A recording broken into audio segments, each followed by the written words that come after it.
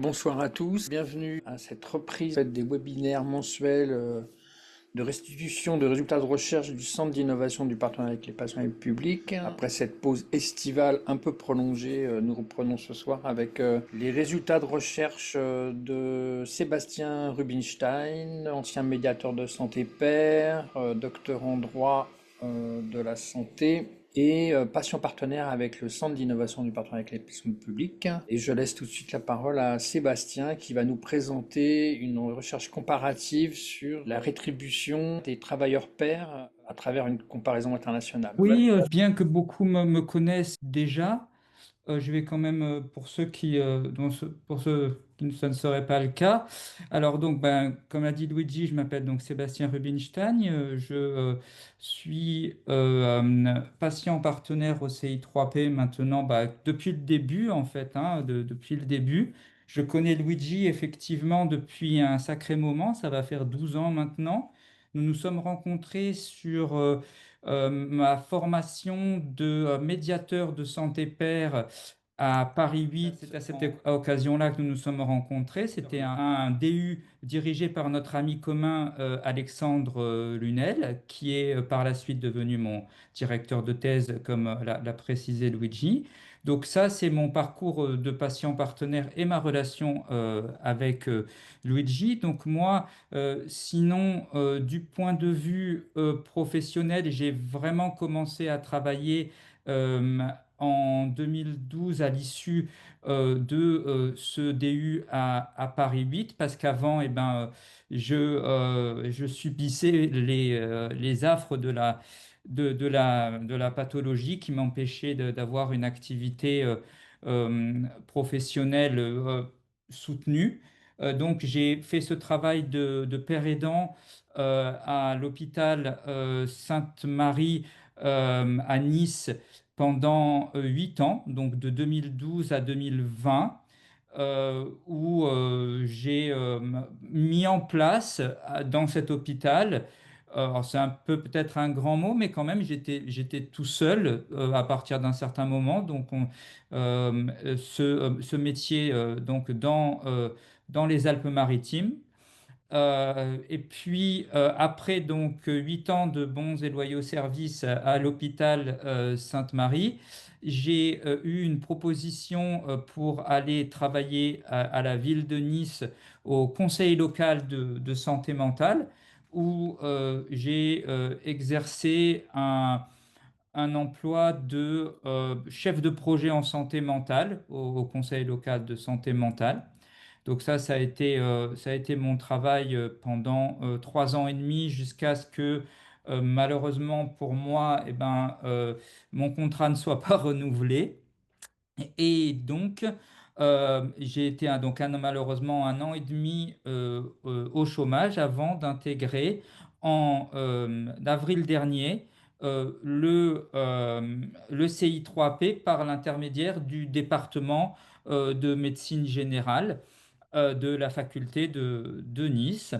Alors, du point de vue académique, comme vous l'a précisé Luigi, moi j'ai un parcours qui est juridique, mais qui a été, je pourrais dire, coupé, un peu saucissonné à cause de la pathologie dont je souffre, puisque j'ai déclenché malheureusement des troubles psychiques lourds dans ma 20e année, donc quand j'étais en licence de droit. Et pendant plus de 7 ans, j'ai pas pu passer de diplôme, mais j'avais toujours à l'idée de le faire. Donc c'est ce que j'ai fait un peu avec beaucoup de détermination, peut-être avec obsession même. Et donc, ça m'a conduit à passer un premier Master 2 en 2009-2010 à la faculté de Nice en droit public de la santé. Et puis en 2014-2015, j'ai passé à Paris 8 sur les conseils donc d'Alexandre Lunel un autre Master 2. À l'époque, il y avait la différence entre les masters de recherche et les masters de pro qui n'existent plus maintenant. Donc celui à Nice était pro et celui à Paris 8 était recherche pour pouvoir faire une thèse, commencer une thèse l'année d'après, que j'ai soutenue en 2021, bien qu'elle ait été finie en 2020, mais à cause du Covid, je n'ai pu que la soutenir en présentiel à Paris 8 qu'en 2021. Donc voilà, et depuis ce moment, avec Alexandre, avec Luigi, je mène une carrière inattendue pour moi d'universitaire, on pourrait qualifier des choses comme ça, puisque je pense que ça se dit comme ça, puisque je publie quand même assez régulièrement maintenant, pas uniquement dans des revues juridiques, mais voilà, donc ça c'est mon parcours personnel. Et bien sûr, si l'un d'entre vous a des questions sur mon parcours, je suis tout à fait prêt à y répondre. J'ai pas particulièrement de secret, sans exhibition, mais j'ai pas de... Voilà, je pense que pouvoir se divulguer, c'est ce que j'ai appris dans mon travail de médiateur pair. Et je l'ai fait encore hier avec Jean-Michel Benatar, le coordinateur opérationnel du CI3P, et une autre patiente partenaire lors d'une présentation à l'école des cadres infirmiers, enfin l'école des cadres, parce que j'ai appris qu'il n'y avait pas que les infirmiers qui pouvaient être formés comme cadres hier. Donc voilà, donc je peux répondre à des questions sur moi et j'ai pas de problème par rapport à ça. Donc si vous en avez, n'hésitez pas non plus. Voilà.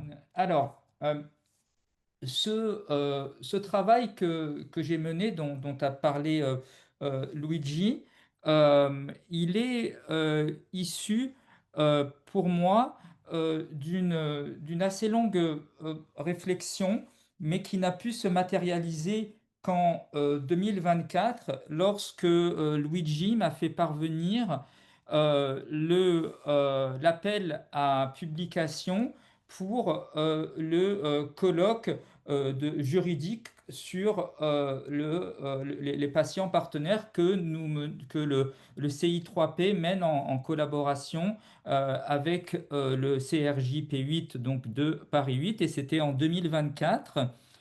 Et pour moi, c'était l'occasion de pouvoir exprimer ces réflexions que j'avais un peu, je dirais presque ruminées depuis longtemps sur je dirais, alors j'aime pas trop ce mot, mais je vais quand même l'utiliser parce que c'est les seuls qui me viennent vraiment pour caractériser le fond de ma pensée.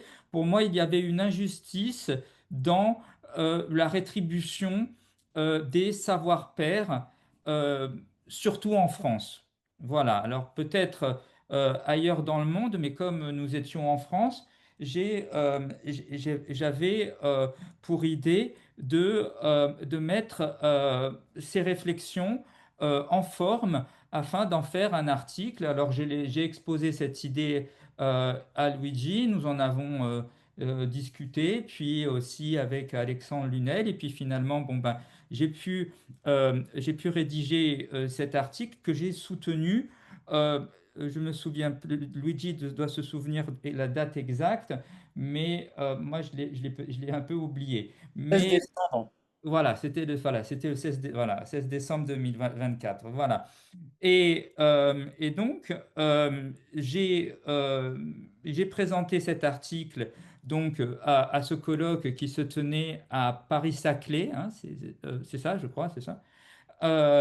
Et j'ai reçu quand même un accueil assez positif qui était, c'était, je veux pas dire par manque ou par trop d'orgueil, mais j'étais content quand même que ça reçoit un accueil favorable parce que c'était quand même pas évident d'aborder ce sujet de la rémunération parce que moi, depuis que je suis au contact de la paire aidance, donc maintenant depuis 12 ans, c'était un sujet qui était tabou.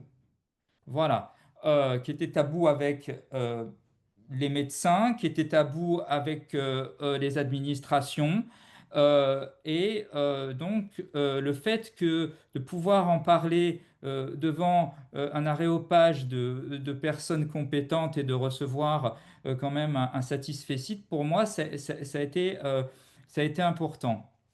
Donc, maintenant, je vais un petit peu vous exposer un peu la façon dont j'ai procédé pour réaliser cet article.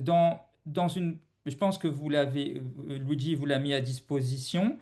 Euh, dans une première partie, pour moi, ce qui était important, c'était de replacer la paire aidance en santé dans son contexte plus large qui était le cadre de santé professionnelle en France, mais pas seulement en France. J'ai voulu faire une étude comparée avec les pays, notamment les pays anglo-saxons, que sont le Canada, les États-Unis et bien sûr l'Angleterre, pour pouvoir être à même de tirer une première conclusion sur la rémunération des savoir-faire, pour le moment, hein, si vous voulez, dans une partie des pays de l'OCDE. Euh, et donc, euh, c'est Condorcet, pardon, pas Saclay. Merci Luigi. Voilà, tu vois, tu vois, voilà, je me dis, voilà, oui, oui, c'était, ouais, ouais, c'est vrai, mais j'ai confondu, mais l'autre serait peut-être susceptible de nous accueillir aussi, je l'espère. Et donc voilà, donc pour moi, cet article, il visait dans un premier temps à une étude comparative, voilà, pour dire où se situe la France dans la rémunération des travailleurs pairs, du travail pair et des travailleurs pairs en général. Alors, les pays anglo-saxons que je vous ai cités ont des modes de rémunération et des systèmes de santé bien différents, les trois, ce qui a été aussi intéressant pour moi puisque ça m'a permis d'approfondir ma connaissance des systèmes de santé donc anglais, américains et canadiens qui, malgré peut-être une pas une légende, mais des préconçus, ont des différences assez importantes. Alors, en Angleterre, c'est vrai qu'il y a quand même l'importance de la NHS, donc la National Health Service, qui rémunère, elle, les travailleurs pairs. Donc, vous avez en santé mentale pour le moment, alors pas ailleurs. Pour le moment aussi, apparemment, c'est aussi des choses qui se discutent là-bas, mais pour le moment, c'est vraiment en santé mentale. Donc, les travailleurs pairs en santé mentale en Angleterre sont rémunérés donc directement par le gouvernement, tous. Voilà, en grande partie. Alors, pas tous, mais en grande partie. Et quand ils ne le sont pas par le gouvernement, ils le sont par d'autres structures qui rémunèrent aussi bien, voire mieux. Voilà, donc le salaire gouvernemental, disons, est l'étalon en Angleterre pour les savoir-faire. Donc, moi, j'ai commencé par l'Angleterre parce que c'était le système qui est le plus proche géographiquement du nôtre et qui me permettait après de passer directement dans les pays anglo-saxons outre-Atlantique. Donc, j'ai commencé donc cette étude en plaçant le Peer Support Worker, c'est à peu près comme ça qu'il s'appelle aux États-Unis, ou Peer Workers. Enfin, il a des noms qui tournent autour à peu près de ça dans les pays en anglo-saxons. En Angleterre, dans un premier temps, donc dans mon analyse, j'ai voulu vraiment mettre en avant euh, le fait que finalement les peer workers anglais s'insérer plutôt bien, euh, euh, à la fois hiérarchiquement et à la fois financièrement, dans le système britannique de santé mentale. Voilà, donc ça déjà, pour moi, dans un premier temps, j'avais quand même un exemple où le système tenait la route et où je voyais que bon an, mal an, les pères aidants étaient quand même bien mieux payés en Angleterre qu'en France pour finalement un travail qui est assez similaire, puisque le travail de père aidant, c'est les travaux de Luigi l'ont suffisamment montré, finalement, il y a des invariants et ce sont à peu près les mêmes au Canada, en Angleterre, en Nouvelle-Zélande, enfin dans tous les pays où ils sont très émergents. Et donc, ça, c'était pour moi déjà, c'était déjà important. Après, j'ai pu m'attaquer au modèle canadien. Alors, le modèle canadien, c'était un peu particulier, et là encore, Luigi le sait bien, puisque le Canada compte des provinces ayant des politiques de santé qui peuvent être assez indépendantes les unes des autres. Alors, il y a des références euh, qui doivent être respectées nationalement, mais les politiques de santé dans certains domaines peuvent être impulsées fortement par les provinces. Alors, dans un premier temps, j'ai essayé de m'appuyer quand même sur un modèle national pour pouvoir faire cette comparaison au niveau salarial. Alors là aussi, c'était assez pas problématique, mais puisque au Canada, les travailleurs pairs travaillent essentiellement aussi en santé mentale, sauf quand ils sont patients partenaires. Alors là, c'est autre chose, mais c'est dans le cadre québécois. Et là, nous sommes comme en France, dans une émergence de travailleurs pairs qui ne se limitent pas à la santé mentale. Alors, pour moi, l'idée, et ce qui était important, c'est d'essayer d'avoir des sources sur les salaires, parce que c'est pas évident. Donc là, je me suis appuyé sur, je le dis dans l'article, je m'en cache pas, sur des sources que j'ai trouvées sur Internet, de sites de recherche d'emploi qui annoncent des fourchettes moyennes avec des fourchettes hausses, des fourchettes basses. Donc là, pour le Canada, c'est ce que j'ai fait. Donc j'ai cherché donc pour le Canada en entier, ben, j'ai cherché les psychologues, les psychiatres et les travailleurs pairs pour le Canada en entier. Là aussi, j'ai vu que les travailleurs pairs avaient quand même des niveaux de rémunération qui étaient assez bons, même si la différence notable avec l'Angleterre, c'était que ces travailleurs pairs étaient souvent rémunérés à l'heure et aussi selon la nature de leur emploi et la nature de leur fonction. Voilà, il y avait une échelle, un barème des rémunérations à l'heure au Canada qui est en vigueur. Mais dans l'ensemble, les salaires des travailleurs pairs sont quand même supérieurs à la France.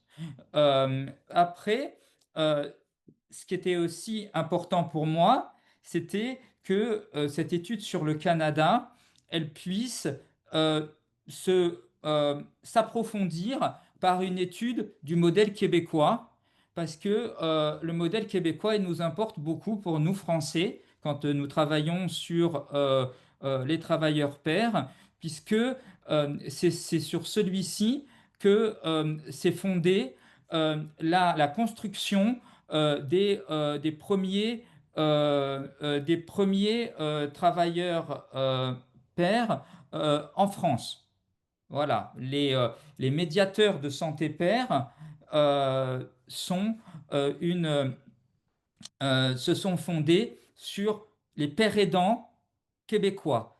et ils ont un autre nom dans le Canada, mais euh, pour le moment, la référence française, elle est quand même elle est très fortement ancrée dans le travail de la QRP au Québec, hein, l'Association québécoise des... j'ai oublié, excusez-moi, le nom entier de l'acronyme, ça Rétablissement. m'échappe. Des, pardon? Rétablissement. Ah oui, pour le rétablissement, voilà. Super. Donc, ça, c'était important pour moi de travailler aussi là-dessus. Voilà. Et donc, en travaillant sur le Québec, eh ben, j'ai pu avoir l'ancêtre de ce qui se passe aujourd'hui en France, et notamment à Nice, mais maintenant un peu partout en France avec les patients partenaires. C'est-à-dire que Luigi a commencé ses travaux au Québec, et donc les patients, les premiers patients partenaires ont pu se voir offrir comme ça des travaux correspondant non seulement à leur qualification, mais surtout à leur savoir expérientiel, autre que dans la santé mentale. Donc, ce qui était déjà quand même un progrès pour la pérédance en général. Et donc, pour moi, c'était important. Alors, je ne vous cache pas que euh, les salaires, là, pour le coup, c'est à peu près la même chose aussi, puisque les modèles de financement sont pas très différents du reste du Canada, même si à l'intérieur du Canada, il est vrai, il peut y avoir, et je voyais dans les questions dans le chat, disant que les rémunérations pouvaient peut-être varier en fonction effectivement des États. C'est vrai, mais alors, moi, j'ai pas trouvé qu'il y avait des fortes... il y a des variations, mais bon, dans l'ensemble, moi, j'ai trouvé une certaine cohérence quand même dans les rémunérations, parce que effectivement, le Canada a mis en place comme ça des barèmes. Donc, du Canada, je suis passé aux États-Unis, et alors là, ça a été pour moi l'occasion vraiment de confirmer ce que nous savons tous sur le modèle américain, c'est-à-dire euh, pour les professionnels de santé, euh, des salaires assez importants. euh, les salaires, alors ma recherche, elle portait sur vraiment les infirmiers, les psychiatres, et encore une fois, et les pères aidants. Et là aussi, c'est vrai qu'il est important de faire des distinguos, c'est que j'ai pas pu faire une analyse très fine, parce que c'était assez compliqué de faire la différence entre une infirmière de bloc, une infirmière hospitalière, une infirmière psychiatrique, une infirmière libérale. Ça, c'était compliqué. Puis les outils que j'ai utilisés pour avoir des salaires me permettaient pas de faire cette analyse. Donc, je donne des fourchettes dans mon article. Et surtout aux États-Unis, ce qui est important, c'est qu'il y a des fourchettes par État, qui sont là très fortes, effectivement. Et alors, comme je disais, les salaires aux États-Unis sont très, sont relativement importants en santé. Et pour finir sur les chiffres, je peux vous dire que là où un peer support worker, donc un père aidant en santé mentale euh, aux États-Unis gagne le mieux, c'est en Californie, et il peut gagner jusqu'à 50 000 dollars par an. Voilà. Donc, mais c'est la Californie, c'est particulier. Puis, sur ces 50 000 dollars par an, vous avez une grosse partie qui va, faut pas oublier le système de santé américain. Vous payez votre propre santé, vous payez votre retraite, vous payez vos arrêts maladie, vous payez tout. Donc, c'est pas en trompe-l'œil, mais faut quand même avoir cette idée en tête. Donc, à la suite de ce travail comparatif, qui m'a amené quand même, je vous l'ai dit au début, à conclure que la France se positionnait pas très très bien. J'ai voulu faire une partie consacrée à la difficile mise en place, si vous voulez, de la paire aidance en France, que ce soit pour les médiateurs pairs en 2012, et puis par la suite pour euh, les patients partenaires. Ça a jamais été facile. Déjà, ça a pas été facile de le faire accepter par les professionnels de santé avec lesquels les personnes doivent travailler. Donc, ça nécessite un effort important dont je pense, j'en parle dans l'article. Et puis, dans un second temps, j'ai voulu mettre l'accent sur la difficile évolution des rémunérations des savoirs expérientiels et plus particulièrement de ce que je connaissais moi et aussi bon, de ce que je pouvais documenter avec relativement de précision, qui étaient les médiateurs de santé pair, qui sont arrivés comme je vous l'ai dit, sur le marché du travail et dans le système de santé en France en 2012. Alors, certains esprits un petit pas chagrins, mais qui un peu tatillons peut-être, diront que les médiateurs de santé pair sont apparus un petit peu avant en France dans l'équipe Mars à Marseille avec le docteur Vincent Girard. C'est vrai et c'est pas vrai. C'était une expérience qui était menée et la personne était seule et elle le faisait vraiment du travail pair dans un contexte très particulier qui était le contexte des personnes sans abri, dans un contexte vraiment assez particulier qui n'avait pas été dupliqué par la suite, en fait, si vous voulez. Alors que les médiateurs de santé pair, quand ils ont été introduits en France par le centre collaborateur de l'Organisation mondiale de la santé pour la psychiatrie, ça avait vocation à se dupliquer et à perdurer sur le très long terme. Donc voilà, donc ça c'était en 2012. Je fais vraiment ce bref aparté au cas où certains vraiment ont vraiment à cœur la chronologie vraiment de la paire aidance en France. Et donc, ce qui a été donc pas compliqué au départ, oui, ça a été quand même déjà compliqué parce que les hôpitaux ne savaient pas à quel niveau de rémunération mettre les médiateurs pairs. Alors, le CCOMS à l'époque a imposé une rémunération qui était celle de 1300 euros net, donc en 2012, et charge aux hôpitaux de trouver une correspondance qui qui serait la bonne pour ce montant. Alors pour les hôpitaux publics, bon, ben, ça n'a pas été trop compliqué. Ils ont mis, je crois, les médiateurs de santé pair en catégorie C. Et puis, et après, ils ont eu, quand ils ont été, alors certains ont été titularisés, d'autres pas. Pour beaucoup, et c'est ça qui était aussi dur aussi, et qui a mis en danger un peu la santé mentale aussi de certains médiateurs, c'est que dans les hôpitaux, les médiateurs pairs étaient renouvelés tous les 3 mois dans les hôpitaux publics. Moi, nous étions deux, hein, c'était des binômes. Nous avons fait office d'exception avec ma collègue puisque nous étions employés par l'hôpital Sainte-Marie à Nice, qui est une structure de droit privé, qui a une délégation de service public et qui est le plus grand hôpital public, le plus grand CHS en santé mentale, donc des Alpes-Maritimes.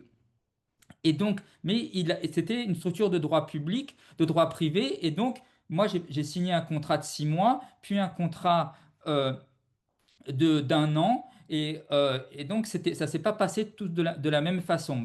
Lorsque nos collègues, mes collègues par la suite, avaient des contrats de 3 mois. Donc ça aussi, ça a été une difficulté. Et puis, mais l'avantage qu'ont eu mes collègues du public, c'est que ceux qui sont restés, et alors ils n'ont pas tous été titularisés, mais beaucoup beaucoup, et surtout ils ont pu augmenter avec les grades de la fonction publique. Alors que, à titre personnel, euh, en 8 ans, moi, j'ai pas été augmenté d'un centime. Voilà.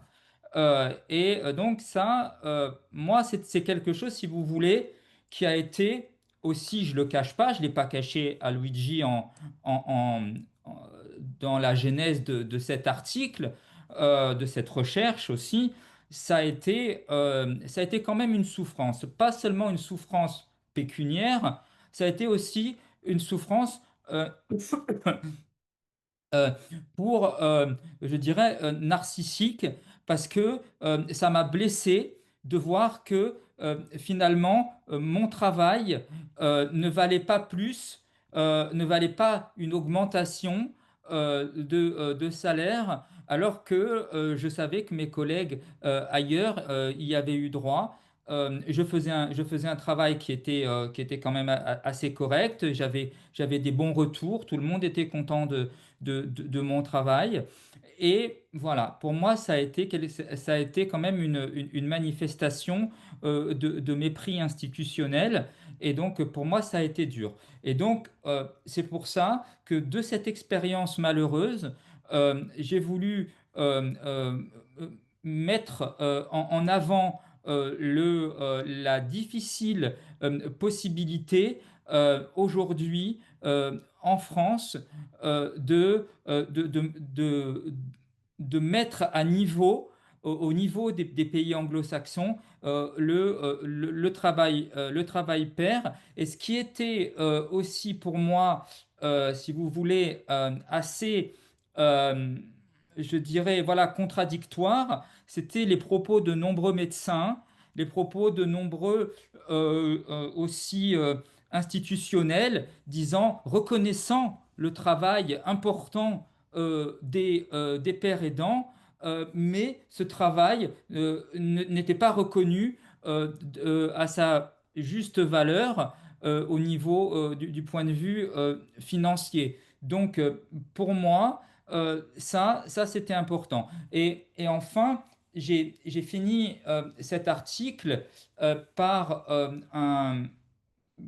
si vous voulez, pas par un cri du cœur, mais par pour moi, par une analyse, par je dirais pas peut-être plutôt une espèce un questionnement plutôt sur le fait que le savoir expérientiel, euh, c'est le savoir des patients, le savoir de personnes qui ont souffert et à combien peut peut se valoriser monétairement la souffrance. Voilà. Donc ça, c'était mon mot de conclusion.